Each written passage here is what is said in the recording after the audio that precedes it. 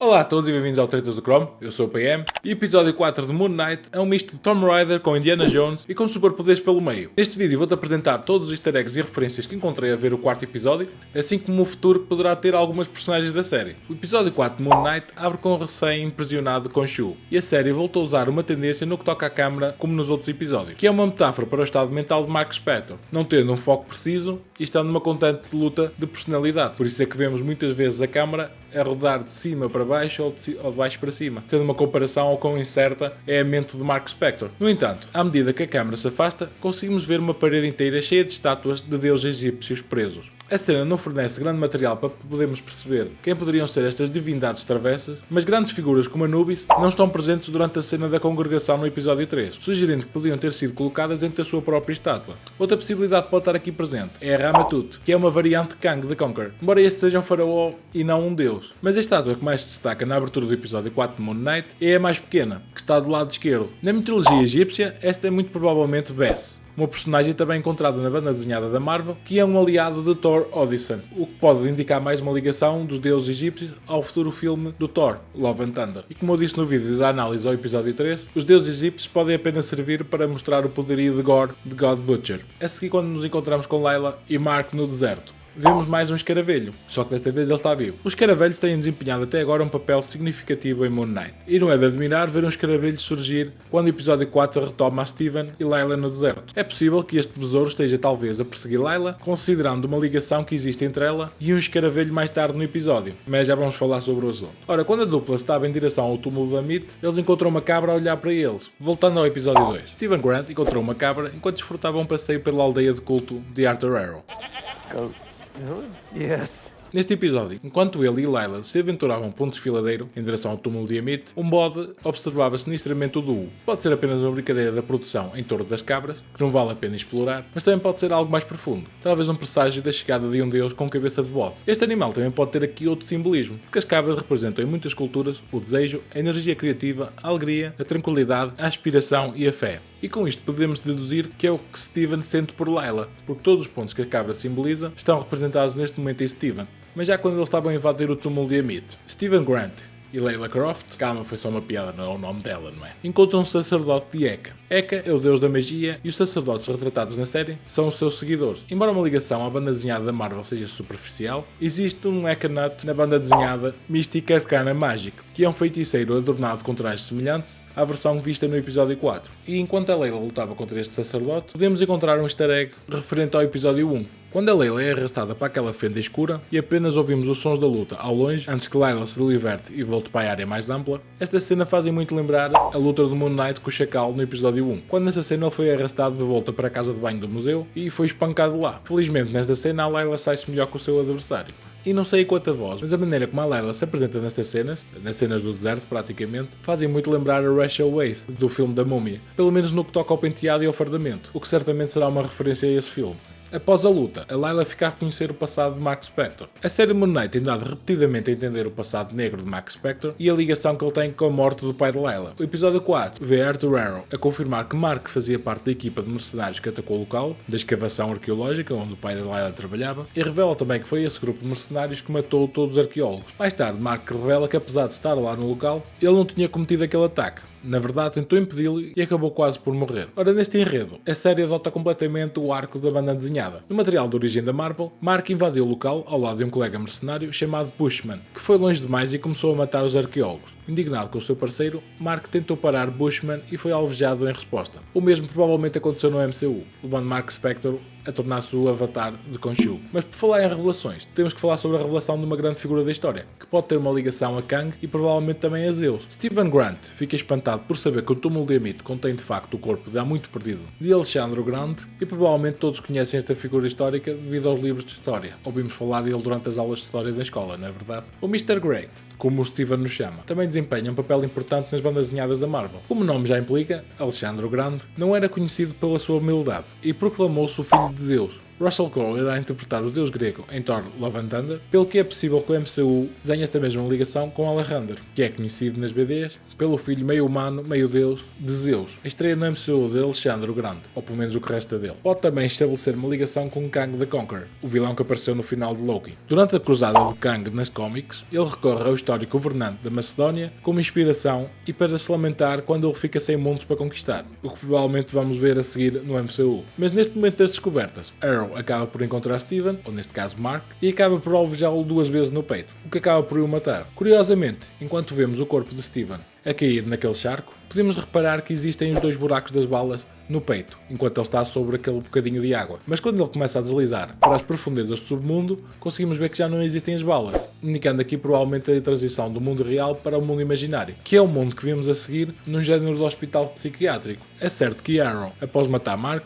este parece entrar no mundo fictício, mas na verdade pode não ter entrado todo. E é neste momento, no episódio 4, que a história dá uma reviravolta, colocando a dúvida na nossa mente do que é real ou não. A cena do hospital parece ter lugar dentro da mente de Mark Spector, o que seria retirado diretamente da série da banda desenhada de Jeff Lemire de 2016. Nesta cena, a Meet força Mark a acreditar que é um paciente numa instituição de saúde mental, e as suas aventuras como Cavaleiro da Lua foram apenas fabricações imaginárias. Mas a dúvida agora persiste, será que os eventos que aconteceram foram uma imaginação, ou será a cena do hospital uma fabricação da mente de Mark? A linha entre os dois é bastante ténue neste momento, e temos mais perguntas que respostas, mas vamos analisar melhor esta cena do hospital, porque todos os personagens que vimos até agora na série de Moon Knight estão presentes nesta sala de espera. À medida que o episódio 4 faz uma visita guiada através de uma sala de espera do hospital, a diversão começa logo com Crowley, que era a estátua humana que foi apresentada nos 2 primeiros episódios, e que podemos vê-lo agora, a chamar por números de bingo. Logo ao lado vemos um paciente a resolver um cubo de Rubik, que é uma referência ao episódio 1, quando Steven estava desesperadamente a tentar manter-se acordado e tentava fazer o cubo provavelmente todas as noites. Atrás do homem que está a fazer o cubo, podemos ver o que parece ser a antiga colega de Steven, vocês sabem, aquela que ele convidou para sair e depois deixou-a pendurada.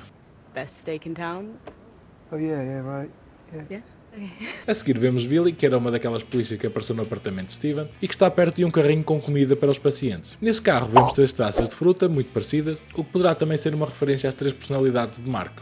Após isso, Billy dirige-se para outro paciente e reconhecemos logo que era a supervisora de Steven enquanto ele trabalhava no museu. O facto de Donna abraçar um peluche escaravelho poderá ser uma referência a 2 níveis. Por um lado pode ser uma referência à bússola de escaravelho pela qual Steven lutou antes com Arthur Arrow, e por outro lado pode ser uma referência aos bonecos de peluche que vimos no primeiro episódio no Museu de Londres. Atrás da Donna podemos ver um relógio que estranhamente tem 2 ponteiros grandes e tem a forma do bastão de Khonshu. Outro facto curioso sobre este relógio é que podemos ouvir o som dos ponteiros com o passar de segundos, mas os ponteiros no relógio não mexem, o que pode indicar que estamos realmente no mundo imaginário. De seguida vemos o antigo segurança de Anton, cujo ex podia ser o Midnight Man, como disse no episódio anterior, e Becky encontra-se a empurrar um carrinho de comida que não existe em hospital nenhum no mundo. Pelo menos isso acho que posso garantir. Ora, mas estes cupcakes parecem ser também um easter egg para a carrinha que Mark usa para fugir a Arrow no episódio 1. Ora, com o rodar da câmara vemos mais um dos seguidores de Arrow a tomar conta das plantas, assim como vimos o mesmo a fazer no episódio 2. Logo ao lado podemos ver a senhora que fez o passaporte de Layla, também no episódio 2, e que ela está a fazer um desenho, e desenho esse que apresenta a cabeça de Khonshu, mostrando que o mesmo está sempre presente, apesar de neste momento estar impregnado em pedra. Na fração de segundo seguinte, parece que conseguimos ver a velhota que assusta Steven no primeiro episódio, quando esta estava a entrar no elevador, e a Marvel mantém a tradição de nos mostrar que não podemos confiar nas velhinhas. Após isso vemos o reflexo de Mark, mas desta vez não passa mesmo de um reflexo, porque, como descobrimos mais à frente, o Steven está preso num sarcófago. Ao lado do reflexo, também vemos Gus, o que mostra a importância que este peixe tem na vida de Mark. E este tem apenas uma barbatana, o que mostra que não é um substituto do episódio 2. O foco no reflexo de Mark é interrompido por Bobby, que é também mais um dos polícias que apareceu no apartamento de Steven, e logo a seguir aparece Layla, a colocar uns postais no quadro. No episódio 1, Steven falou ao telefone com a sua mãe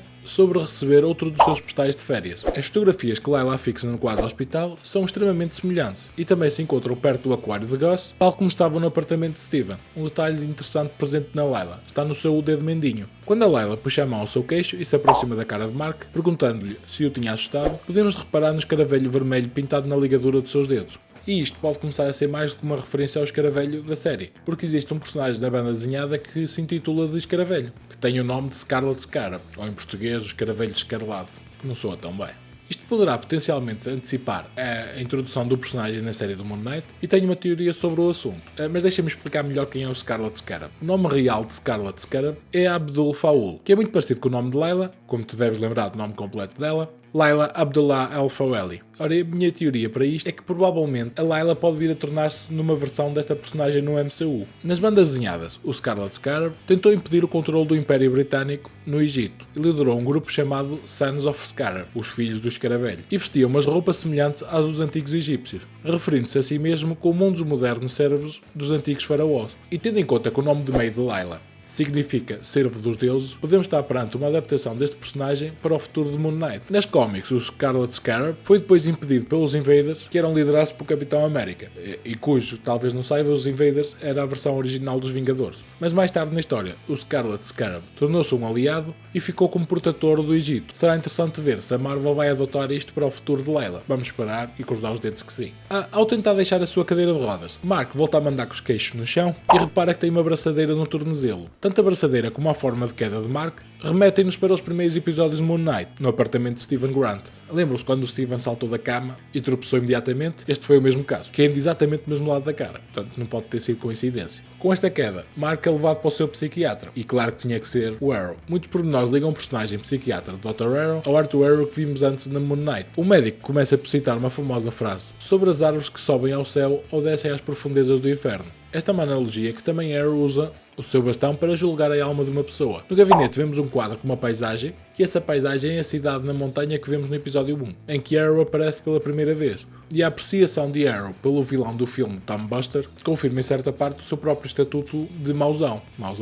Ninguém lhe põe a mão. Por fim, a bengala do médico é uma troca direta pelo bastão mágico de Amit, a qual está muito presente no seu consultório, em decorações e tudo mais. Tendo a conversa dado para o torto, Mark tenta escapar do hospital. Na sua tentativa de fuga, Mark encontra Steven Grant preso dentro de um sarcófago e, ao percorrer o corredor, a dupla passa por um segundo sarcófago, que mostra que tem uma pessoa dentro que se esforça para sair, mas que eles não o resolvem abrir. Esta é certamente a terceira personalidade de Mark, que tem vindo a ter várias indicações da sua existência nos episódios recentes. Muito provavelmente esta personalidade será a Jake Lockley, e uma curiosidade tenho vindo a pensar sobre a apresentação destas personalidades. Tem muito a ver com os seus fatos, porque nas cómics o Moon Knight, o Mr. Knight, assim como Mark Spector, Steven Grant e Jake Lockley são todos apresentados como personalidades diferentes de Mark, mas na série não é bem esse o caso. Como já sabemos para esta altura, a versão de Moon Knight apenas existe quando Mark Spector está em poder, enquanto que o Mr. Knight apenas aparece quando é Steven a tomar conta das rédeas, o que me leva a pensar qual será a versão de super-herói de Jake Lockley. Talvez possa ser um misto entre os dois fatos, ou talvez ele verá um completamente diferente.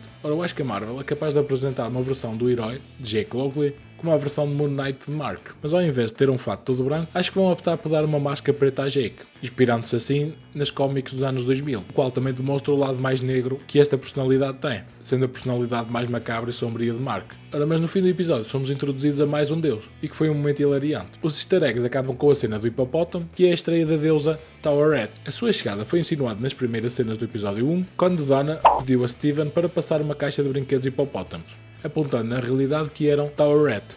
Bring those hippos up here, will you? Yeah, sure.